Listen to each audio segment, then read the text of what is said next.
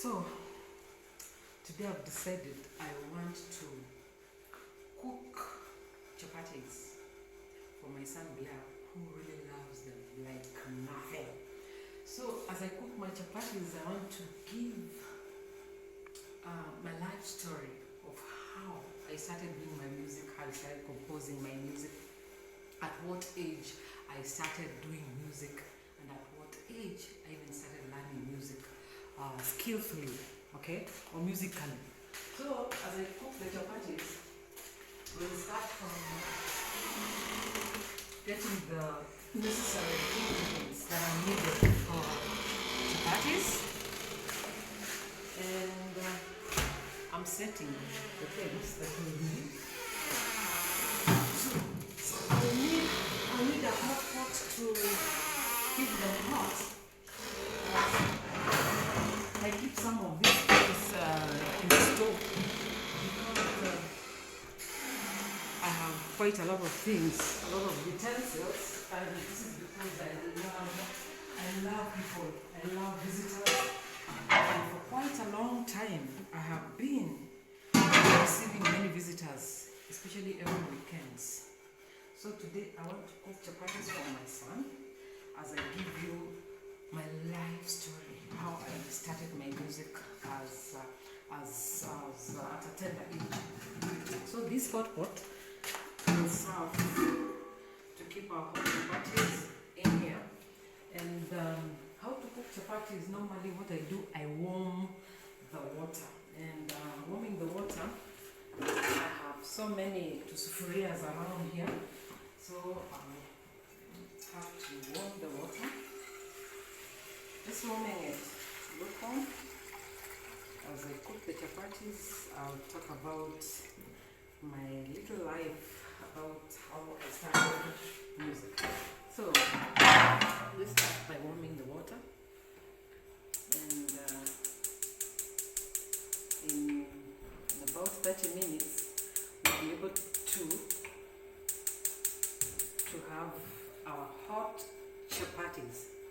As much as I'm a musician, people need to know that I love cooking. So cooking is my hobby.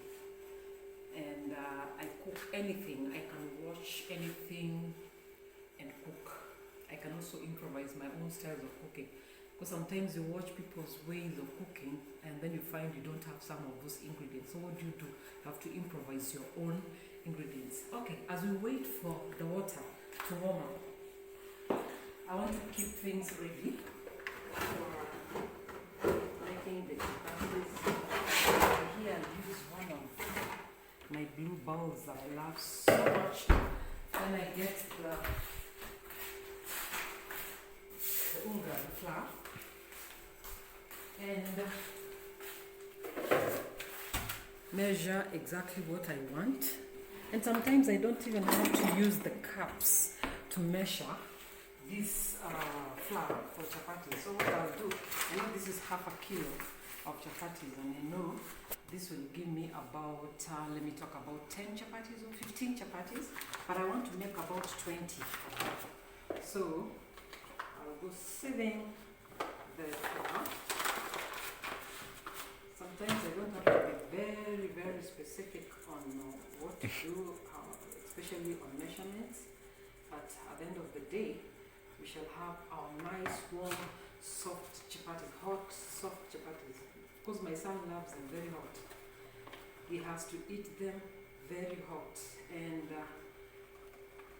when he was a little boy, now he's a grown up, he's an adult, he used to eat more than 4 chapatis. Nowadays he eats 2, then he takes a break, then again he eats 2 more later. He takes at least a break. But when he was at the age of 12, 13, 14, 15, wow, that means then I had to cook lots and lots of chapatis. Anyway, talking about how to cook chapatis, and as we go through the process, let me talk a little bit about my music and how I started and how far I've come. I started singing as a young little girl, and this was discovered actually when I was in class 2. Now class 2 is level 2 or grade 2. That is when the talent of singing was discovered.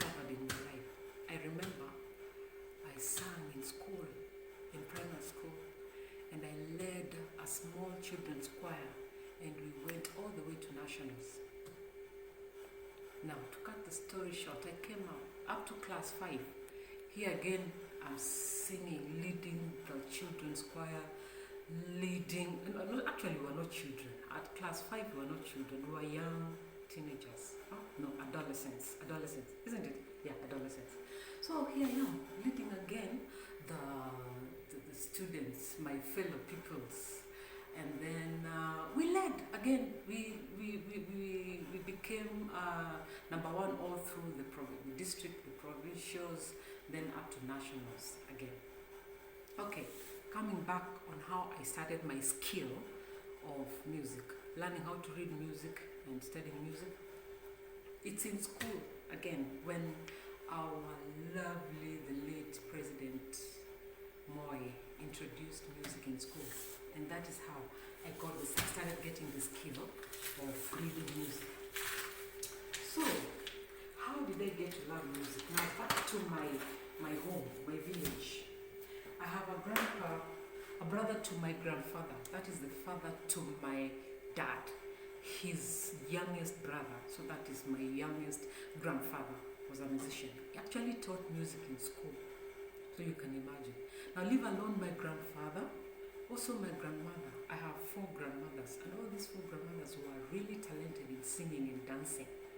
Now the 4 my grandpa was a businessman and a chief in the area, and so he had 4 wives, and among these 4 wives they were all musicians and very good dancers. So you can see how it started. So I'm surrounded by people who love music. I'm surrounded by people who embrace music that much. Anyway, so our water is ready.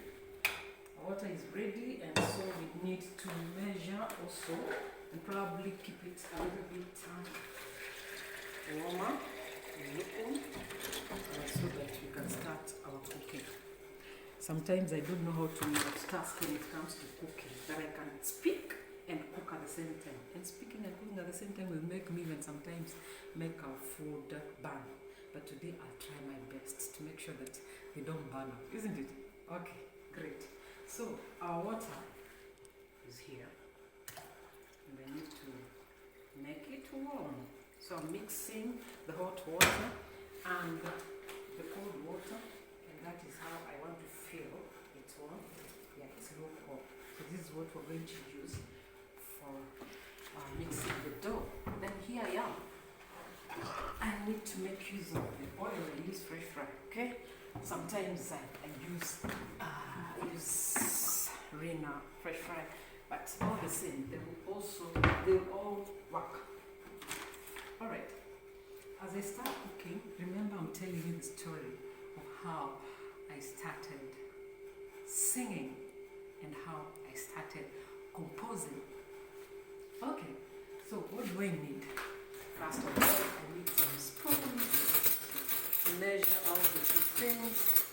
Okay, then I need some, some other things like a stick and what do I need? Hey, sometimes I really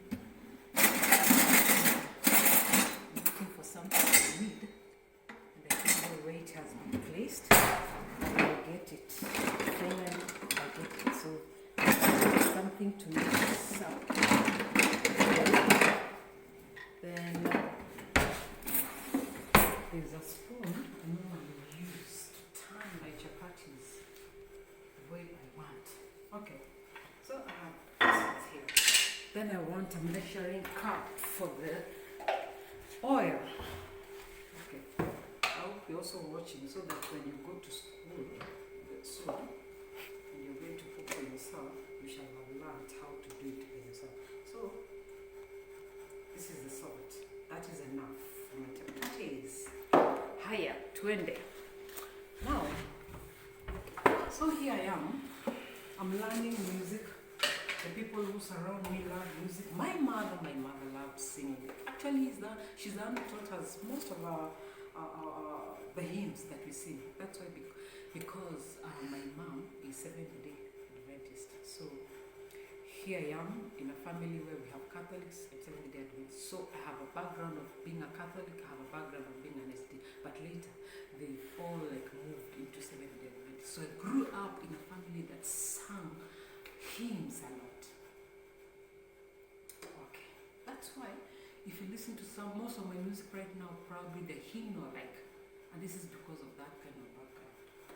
Now some little sugar, just to make this a little bit sweeter. Of course, you can just use salt if you want. Then I mix up. So then, after primary school, I did very well. I joined high school, and this high school, I was very lucky that they taught music. This high school, Nia Girls High School, I love that school. I will never forget being in that school. So here in Nia Girls, right from Form 1, I chose music as my optional subject. Alright, so here I get the skill. I started now getting the real skill of sight reading, because in every step you have to go through the skill of music, how to read music, how to start writing a few lyrics, how to start writing a few notes, and that's how it started. Anyway, so in high school, by the time I was a Form 2, I could write a few lyrics and tunes, and with these few lyrics and tunes, I could teach my own fellow students, and we could sing. I remember this song that I wrote. Oh Baba Kanyumba, oh Yeye Kanyumba, nimtumikie maishani mwangu. Oh Baba Kanyumba, oh Yeye Kanyumba, nimtumikie maishani mwangu. So then after writing such, I could teach a few of my friends and could get to bring in a few harmonies. Actually, I could create those harmonies and teach them. So, oh Baba Kanyumba, then now they could just join me and we sing and enjoy ourselves. And I remember one of my friends was the head girl, Nancy Rabu. I'll never forget her. She loved, especially on Saturday mornings when people have done all the cleaning, we just seated enjoying ourselves and stuff. And she would tell me, Evelyn, come, teach us those songs that you write. Then again in high school, at Form 2, I wrote another song. Bwana Yesu msalabani, Bwana Yesu msalabani, alikufa kwa ajili yetu. Oh Bwana Yesu msalabani, Bwana Yesu msalabani, alikufa kwa ajili yetu. Now you realize that these two songs that I've just talked about are not yet even recorded. Okay, I recorded a long time ago, but I still need to redo the songs and probably do videos. And by redoing them again, it means then again probably mixing them so that I can make them as perfect as possible. Alright, okay. Hey, my watch is cooling down, so I want to measure the oil.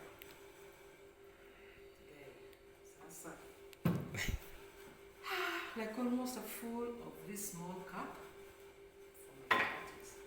That's how I do my chapels. Very simple. That will be very soft and hot. So start mixing. Najua somebody here is really waiting for these chapatis. Nazingoja ni kwa hamu kubwa sana. And I'm sure by the time I make the first chapati, you will see. Taona tu akizikula tu sahi. So I love cooking. Cooking is my hobby, as I say. And I have never stopped cooking for the many years I have lived in this world. I actually started cooking when I was in primary school. Even these chapatis, my mom, my mother, I will never forget. That woman, Miss Simba, she taught us everything. From cooking, from doing house chores, working all around. Hey, let her find you sleeping when you're supposed to be cleaning the house. She will pinch you and scream out. That was my mouth for you. So here I am. I'm mixing the dough and very quickly about to make it ready.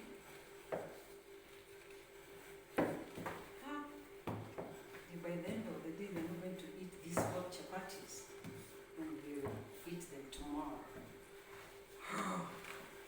Okay, so from here, I need to clean my hands again so that I can use my hands to mix the dough.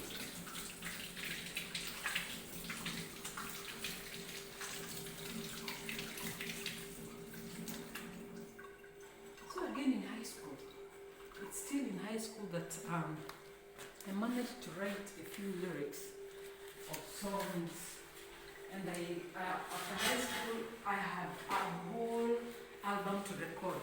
So 1993, I finished high school in 1992, and in 1993 here I am. I did some recording, my first album, my first cassette, 1993. Hey, it sold. We used to sell it River Road, and with the help of Kamaro's shop. That is when we used to do the productions. Then again, we could leave our cassettes there for him to sell for us. Actually, it's the wife that used to run that shop. That was our production point, River Road. So we recorded cassettes, my first album, and it's titled Palem Salabani. Palem Salabanini. Now, this song, Palem Salabani, actually came as a result of an experience that we went through. When my parents, especially my dad, when they retired, they happened to buy land in Molo.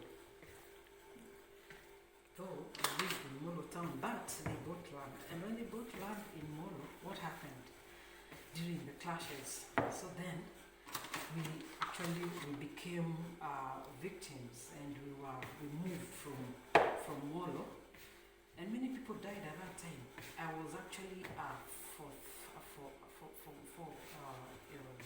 high school in Form 4. So then that experience really affected me because I saw what happened. It really affected me, and that is when I started writing songs through experiences. I could ask God so many questions.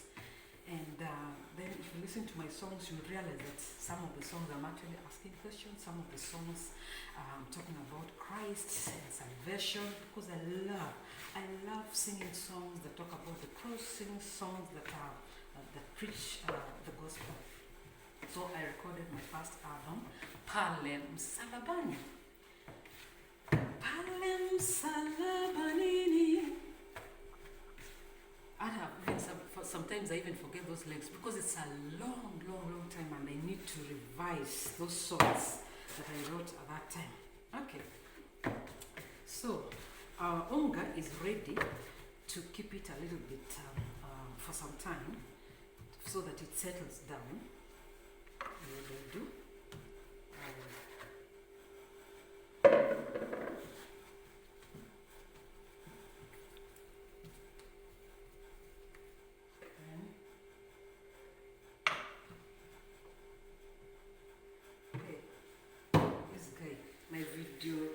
My videographer, my video director here, who is my son. He's so quiet. He's just smiling as I speak.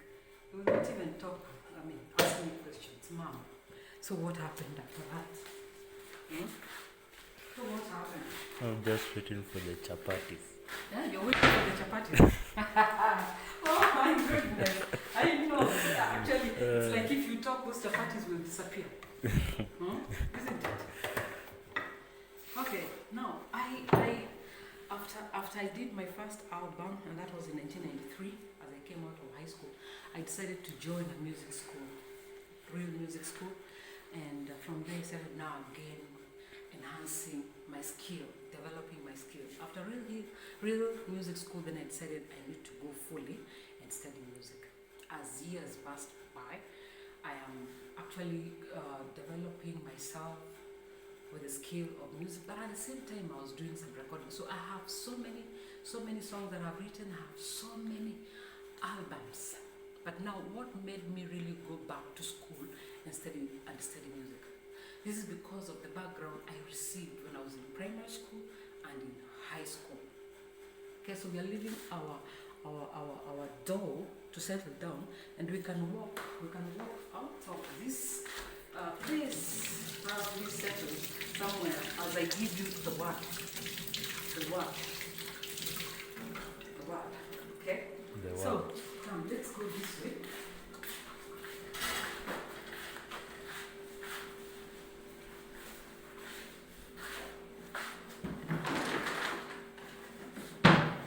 Okay, so my passion towards music.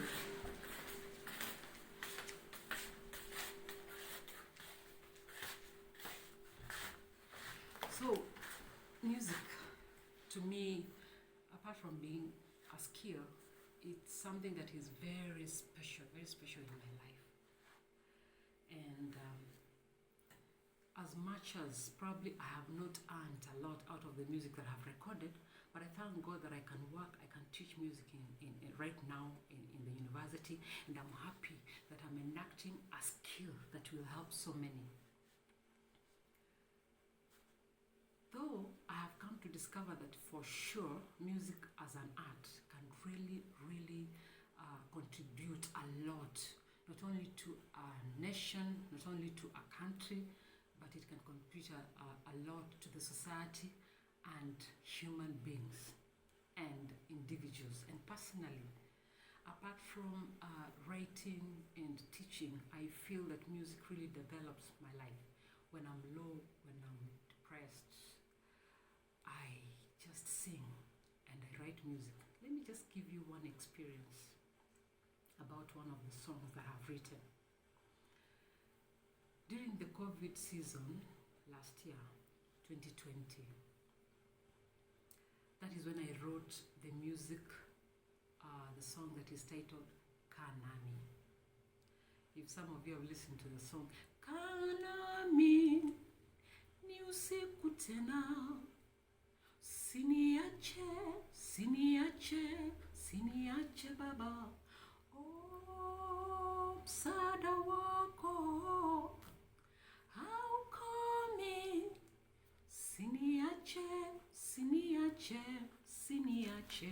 So how did I come to write this song? So during the COVID season, so many things happened, so many experiences. People lost jobs. People could not receive money, as in money just disappeared. And here we are, of course we work, but at the same time, whatever we did could not really provide us all that we needed. So then I decided there's a business, a biashara, a farming that we had started with my hubby in upcountry. We'd started a sugarcane farming, and we had planted like 4 acres of sugarcane. So then I decided, hey, if I go, probably I will do some sales and raise some money so that we are able to provide for our family. We only have 2 children. But apart from the 2 children we have, there are some other children that we are sponsoring. Like, well, they're our children. And so we are actually like taking care of the school fees na mahitaji zingine. So then we were so down. So I decided to go for a whole week up country to see if I could sell the sugarcane so that we could raise some money and be able to provide for the family. Leave alone providing for the family. These children also are young people who needs to go to school, and so we need to pay for their school fees. So when I went, it was a shock that the 4 acres of land that we had planted the sugarcane did not yield anything worth. As in, these 4 acres of land right before, like 2 years back, we had planted the same sugarcane and it yielded quite a lot. So we really had hopes. And you know, that is an investment. We spent quite a lot. And guess what? Out of the 4 acres that we had planted, I would not want to mention what we got out of that. But it was so discouraging. And out of that discouragement, one night it was raining so heavily. And since it was raining so heavily and it was very dark, very, very dark. So the lights went off, power just went off, and I'm seated in the dark, and I'm like, hey, what can I do? Then now this song came. It is just derived from the Bible, definitely. So the song came. Then I said, it's not only in darkness that you experience, funny emotions and all that, but even at daytime you can still experience some dark moments. That is when I wrote the song Kaa Nami Ni Usiku Tena. And this Usiku Tena is not only, these dark moments were not only at night, but they actually, the song can be seen in so many ways. You can approach it in so many ways. Wow. This is a very good morning, and I decided to continue with my story, Everline Ndege, the musician, the singer, the artist, the musicologist, all those names I can call myself with all my strength. Now, I had shared in my part 1 a little bit of what sometimes makes us musicians write music. And this is probably because of some of the experiences that we go through. And some of these experiences can be good, they can be very bad. But those experiences, whether they're good or bad, in some way have lessons that people can learn from. Especially when you write music out of experiences. But before I even continue with my story, I would always want to remind our audience, or my audience, that for sure music is a very important tool in people's lives. And of course,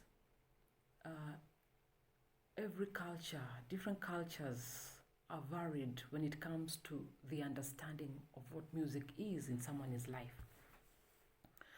And you would find that there are so many definitions about music. There's some who define music as noise, there's some who define music as sound, some as physical objects. Now, when I talk about physical objects here, I mean playing of musical instruments. But we have a very important role of music in our lives. And the way we use music, we can use music in very many ways. We can use music in various ways. We can use music as an interactive tool. We can use music as a glue maker. We can use music for educational purposes. And we can use music for economic purposes. And we can use music for advertisements. But just before I give you the importance of music in our lives, let me continue with my story. So, during the COVID season, I wrote a song, Kaa Nami Ni Usiku Tena. And this song came out of an experience. It was a very bad, terrible experience. And I'm telling you, COVID-19 brought so many crises. I don't know how to call them, but it was a crisis to almost like 90% of people in the world were hit by COVID-19. Wow. The song came out of an experience. I just found myself in very dark moments. And I realized, when you are in dark moments, the only thing you can do is just to depend on God. God is always our rescue in times of trouble. So the song came. Kaa nami ni usiku tena, siniache tena. Oh, msaada wako haukomi, usiniache, usiniache. Oh, kanami ni usiku tena. Usiniache, usiniache, usiniache tena.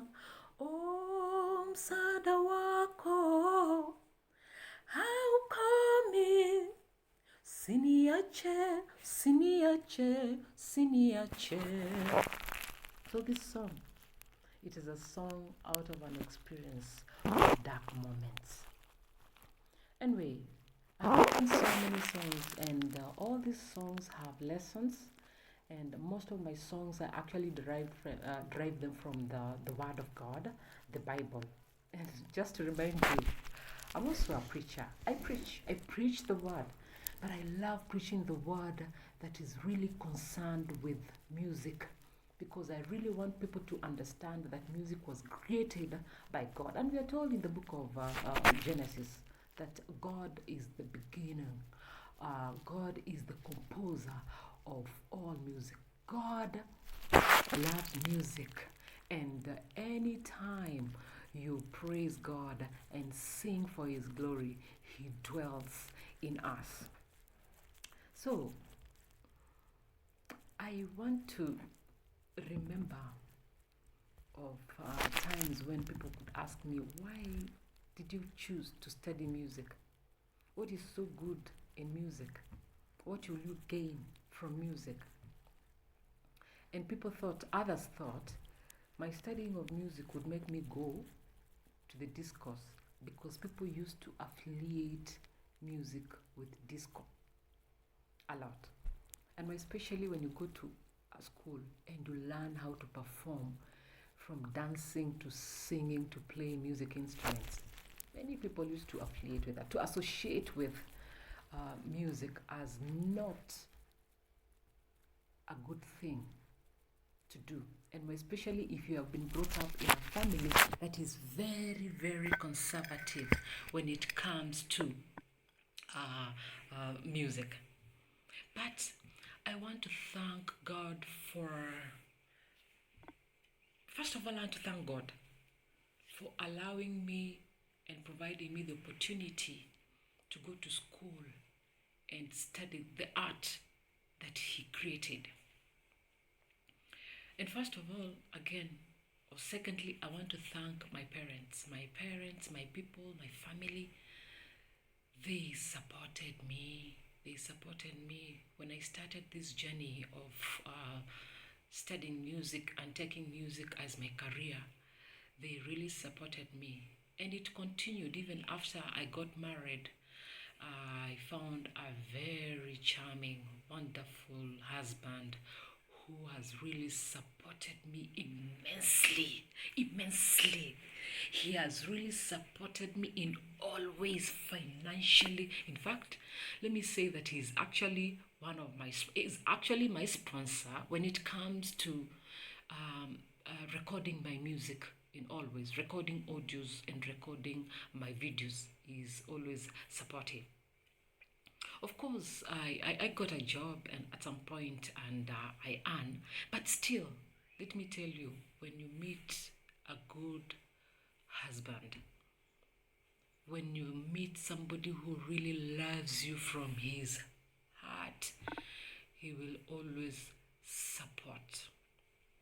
So, when I went back to school to study music, I decided to go to a private university, probably just because I was, what I got as my grade was average. And I'm sure this will encourage many of you.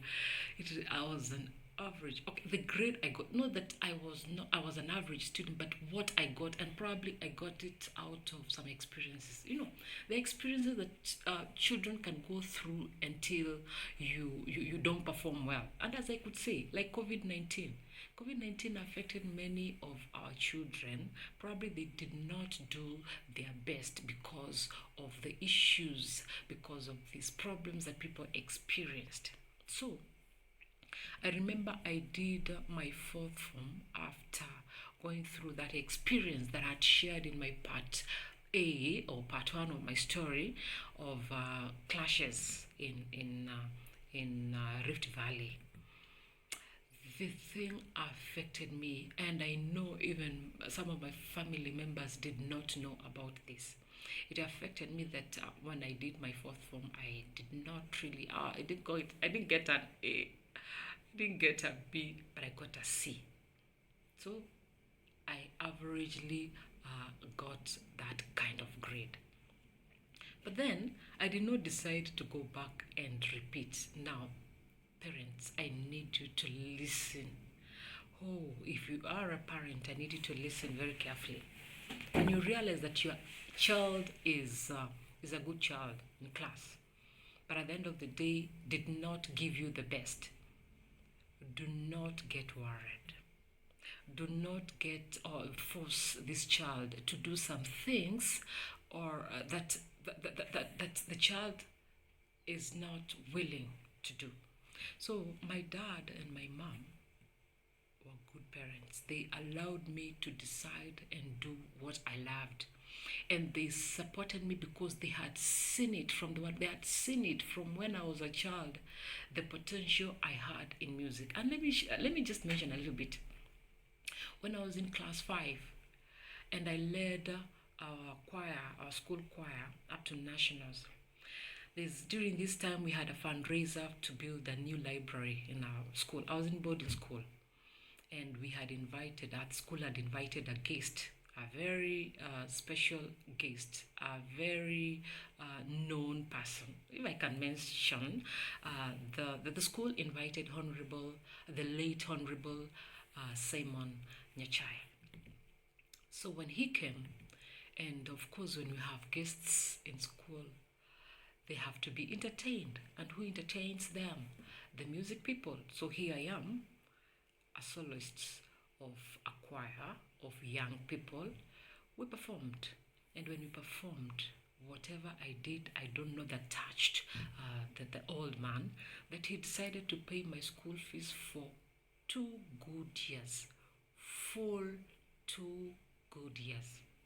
And so that was a motivation on its own.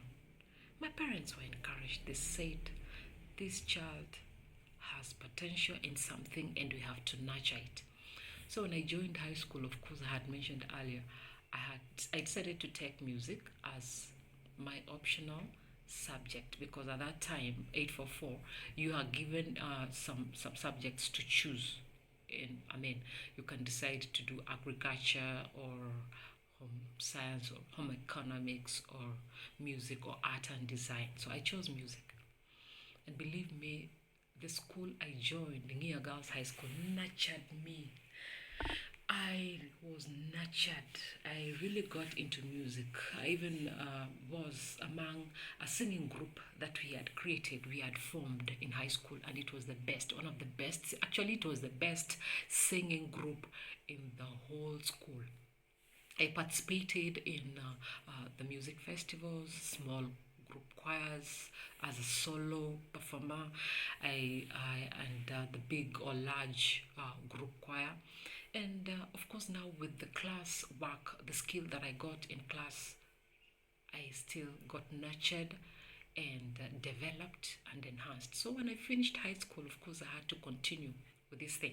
When I finished high school, and my parents decided that I should not go back and probably redo my exam so that I could do better to get a grade that would take me and do something, something.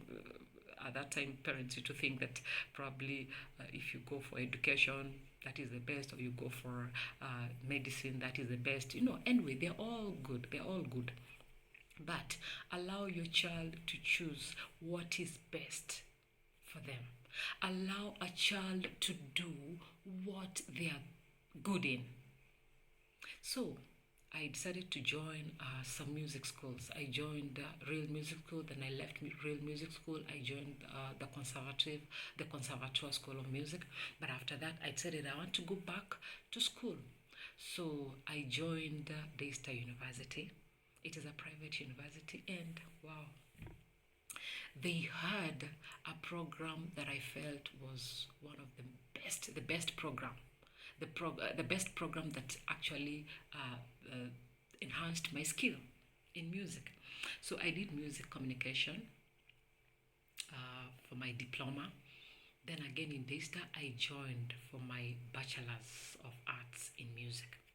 So after finishing my Bachelor's of Arts in Music, let me remind you, when I joined university, I became one of the best students. As in, I was in Daystar University. They call the Dean's List. I appeared in the Dean's List 3 times. Now, appearing in the Dean's List 3 times, that means your GPA is good. Your GPA is above 3.5. So I appeared 3 times, and at the end, during my graduation, I turned up to be the best, excellent, academic wise student. So during my graduation, I received a trophy.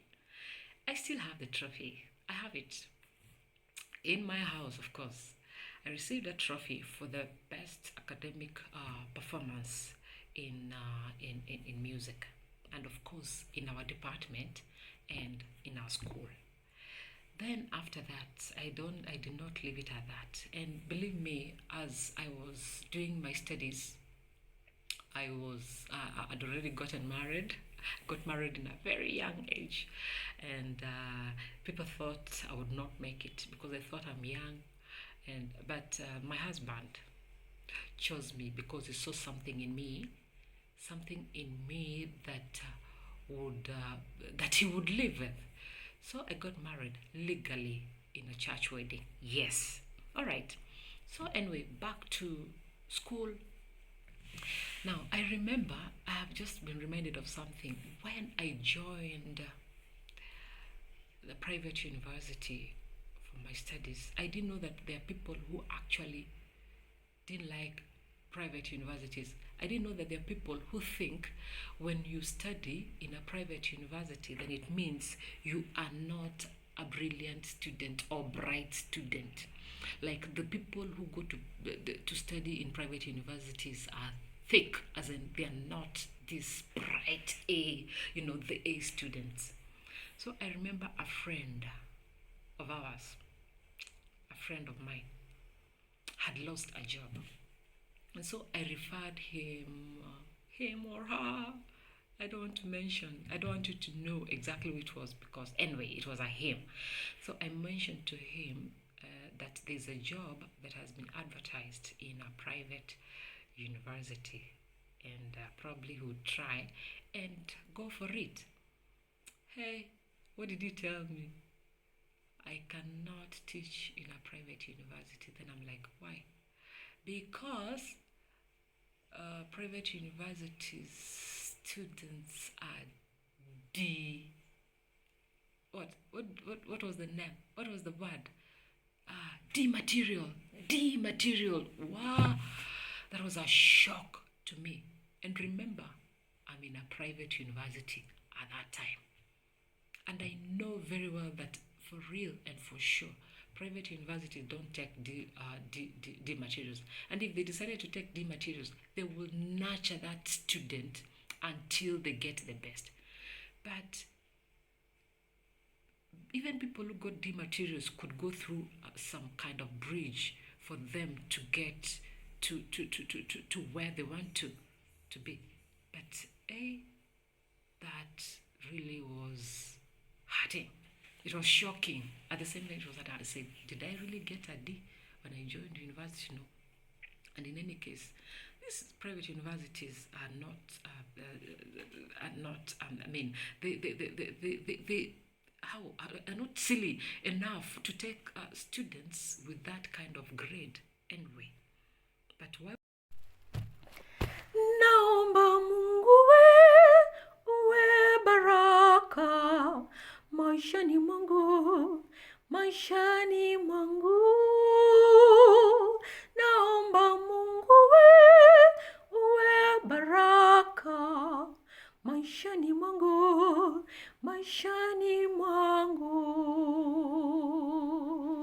Hey, I come again. It's cold. It's really cold today, and here I am. I'm wearing a kitamba on my head. Kitamba, I'm feeling warm because it's very cold today. And I have to complete my story, my journey through as an artist, as a musician, as a musicologist. So, in my part 2 of my story, where did I end up? I was talking about myself doing music in the university as an undergraduate student, and I was one of the best students. And here I was just trying to share of this story whereby a friend of mine thought that he would not go and teach in a university, a private university, whereby, and I say in quotes, they enroll D material students. Oh, I'm not a D material, I was not a D material, and none of my colleagues or my classmates were D materials. We found ourselves there and we worked very hard, and here we are, and we actually focused just to be to do things at our best. Okay, so I finished my undergraduate, and I don't leave it at that. And let me tell you, when you do what you love, you don't have to struggle. You don't have to struggle. So parents, allow your children to do what they love because they will not struggle. I can give you many other experiences of my students that I teach. Some of them whose parents forced them to do what they never loved. So a student would go and pursue medicine, and probably medicine is not in them. They would pursue engineering, and engineering is not in them. So at the end of the day, they would come back and give you your certificates and tell you, oh, let me go and do what I love. So I have taught some of my students who actually started with medicine and engineering, and some of them cleared, some of them dropped and came back to do what they love, and music is what they loved. So parents, be very careful. Be very careful when it comes to deciding, making decisions of what your children should be, especially what kind of career they should pursue. And that has taught me a lesson. Even in my own house, we decided we have to allow our children decide on what they, and actually you can even tell. Look at a child and try to see what they are good at. Look at their potentiality, their ability in something, and allow them do in that line that they are good at. So, coming back to my journey. So I finished my BA music, and I decided I'm not stopping at that. So I actually applied for my master's, and I turned up to be one of the best students after the application, and I was admitted for my master's in Kenyatta University, and here I am again. Of course, now this one was a public university, and believe me, this also is a university that really I would say and be grateful to God that I went to. That I'm grateful to God that I joined Kenyatta University for my master's level, and I joined to pursue musical art performance.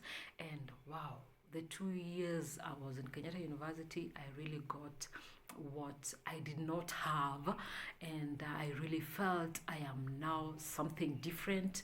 I was enhanced, I was developed, I met very good lecturers, I don't have to mention them, and very good supervisors. Oh, the trainers were the best. They were the best in that there are things I really learned that I did not even get probably in my BA program.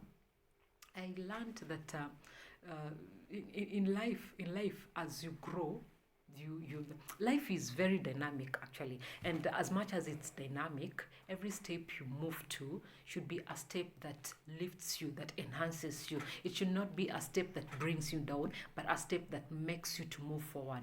So here I'm in Kenyatta University doing my master's in musical art performance, and here I'm enhanced. I decided to take voice as my major instrument. So I did musical art performance in of course in many other areas, but voice was my major instrument. And so I pursued that. I learned how to train people sing better. I learned how to train people sing professionally. And of course there's what people call the classical way of performance. And here I am. I finished my master's level. Then I got a job with Digital University. Oh, wow, I thank God. I thank God. I got a job with Digital University, and I was able to, when I got the job there, I'm happy. I'm still in Digital University. I'm happy that I was able, that at the end of the day, I'm happy when I see what my students do, and I feel that I have done something, and I thank God that I've done something. Even if it's this little, and you see somebody working on that little thing that you have actually taught, and you feel happy, you feel satisfied. But I did not leave it at that. I continued, and of course, again, pursued a PhD in music performance. Now, there's a difference between music performance and and musical art performance. You realize that in music, when you go to study music, there are different disciplines. You can go study music in education, you can study music therapy, you can study music technology, you can study music ethnomusicology. Now, those people who study music of different worlds, ethnic music in their cultural context. And there are those people who study how to teach pianists or musical instruments. And of course now that is under music performance. And then in music performance there are different areas. You do music performance in voice, music performance in voice pedagogy, music performance in piano or any other musical instrument, music performance in composition, music performance in choral and conducting. So I chose music performance in voice. So then I pursued my PhD in music, and it was a very, very interesting step. Very interesting. Here I am now learning to be a scholar, trying to be good at writing papers, writing books that people can refer to. Especially when you're teaching, you really need to get more ideas and material that can enhance whatever that you're talking about. And writing material, writing books, because students need to learn more to get more ideas. So who are these people who should provide more those ideas? It's the music scholars. So here I am. I decided to do a PhD in music performance, and I cleared. And I thank God. I really thank God for the path that is taken through my music professionalism or my music career. Now, getting back to my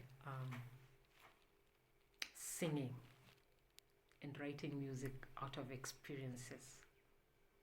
One thing that I came to realize is that if music plays an important role to someone's life, if music provides all these things, if music can help somebody be well out of depression, if music can entertain somebody and make this person happy, if music can provide a material or a lesson, like provide some kind of education to somebody, why then not do music that provides all that? So what can make somebody feel good when you listen to music? It's that tune that really triggers your mind, and you feel relaxed, and you feel that you want to move with the rhythms that are played in that music, with the melodies and the sounds and the tune, and you're feeling good, and you're moving, accompanying this music with some dance or some movement.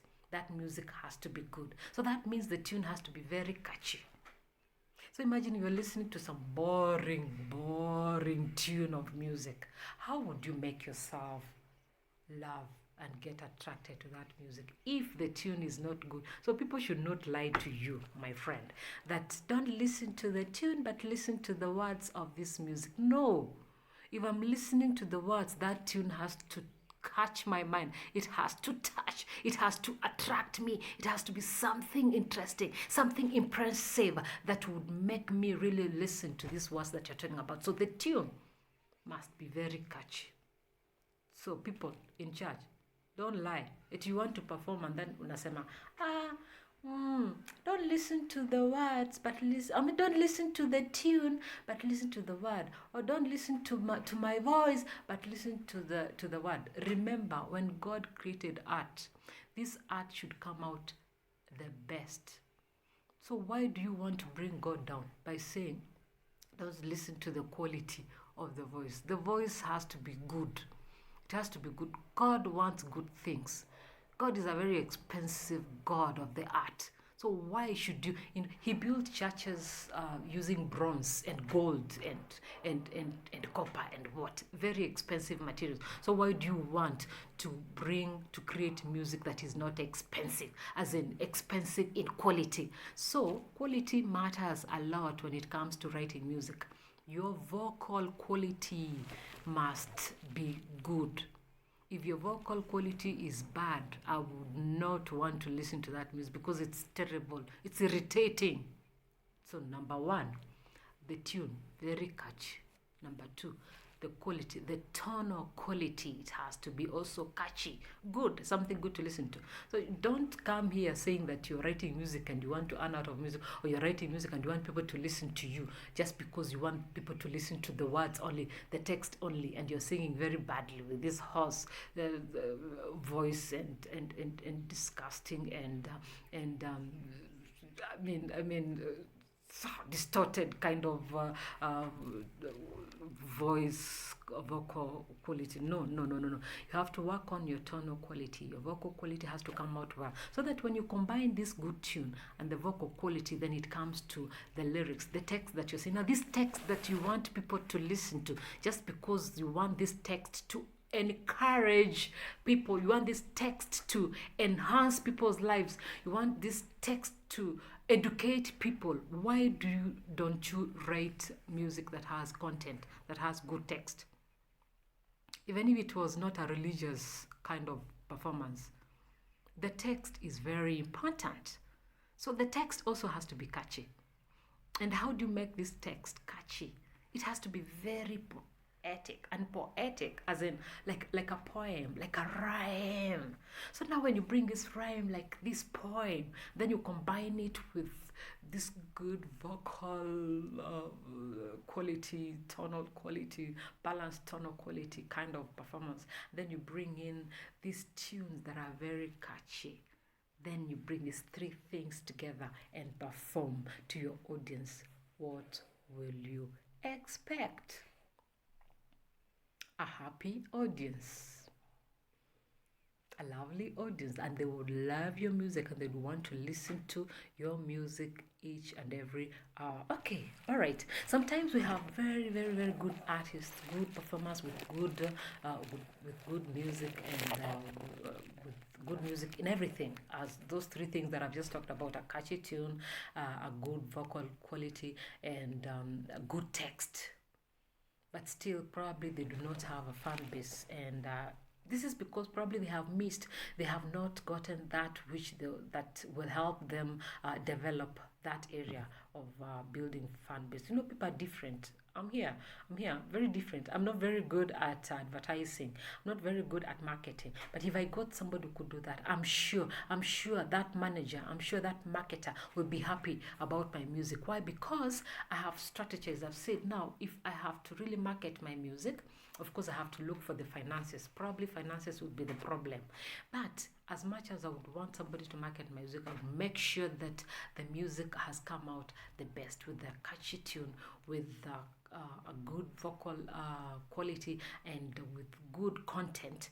Then I'm sure my music would go far. If I get a good manager and a good marketer, then I know my music would go far. And of course, I would also want probably to raise the finances, because I would not want to employ or hire a manager and I do not have money to do that. So help me, God.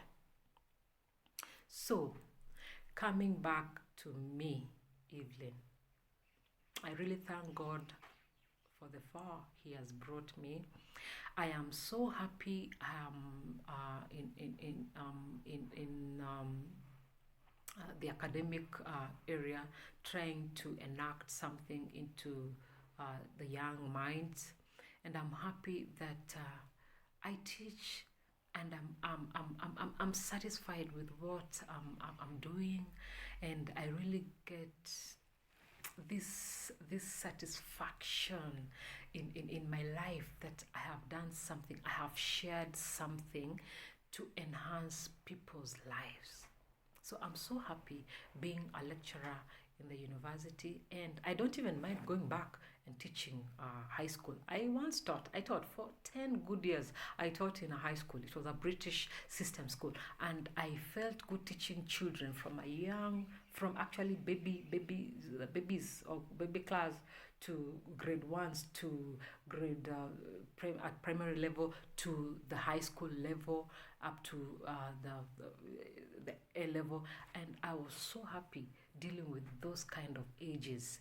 And when I moved from there and got into the college level, I still got that satisfaction that I've done something, and I feel so happy training people. And I pray to God that He'll provide me more chances and opportunities to continue doing what I can. And sometimes the devil can bring in things that will bring you down, and sometimes you want to do something and you cannot move because probably you do not have the finances, and you'd want to help somebody just by that helping, probably you still do not have the finances. So actually I've realized that sometimes money is also enhances people's lives, especially if you want to build on something. It's only that you can have the money and you can have all that you have. If you still do not have that skill of or the knowledge of how you're going to manage this money in some time, so sometimes you find that it doesn't work, or sometimes you can really spend this money and then it doesn't work the way you want it. And this is because sometimes the devil would not want somebody to grow. Kuna shetani ako kwa ukweli kabisa. I've tried doing things and they don't move, and I know for sure that it's the devil. So let's pray very hard in whatever that we do, that God will be our protector, that God will cover us. He'll be our guard in everything that we do. And so let's put God first in everything that we do, so that we are able to move if we do not put God first. And sometimes, of course, God can allow you to go down. God can allow you to go through some things so that you can learn lessons. I have gone through many things that I don't have to mention. I have learned quite a lot out of those experiences. And one day I will share. One day I'll share. When God allows me to do that, I will share the kind of experiences I have gone through, and probably what made me or what led to those experiences. I will share if God allows it. And I want to be very grateful to God and thank you for anybody, anyone, my audience, for listening to me. So may God bless you all.